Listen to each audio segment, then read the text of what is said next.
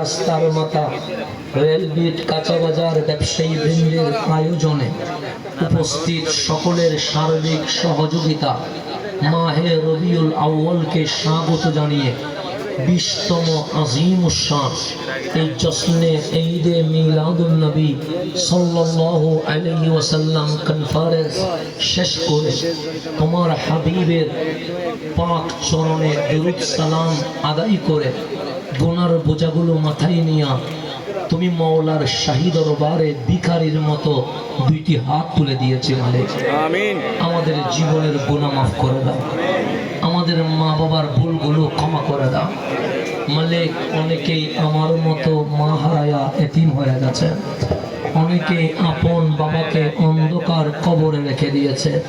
হে রহমান, আমাদের মা বাবার দিক থেকে, আমাদের শ্বশুর শাশুড়ির দিক থেকে, মা বাবা দাদা দাদি নানা নানি চাচা চাচি ফুফা ফুফু খালা খালো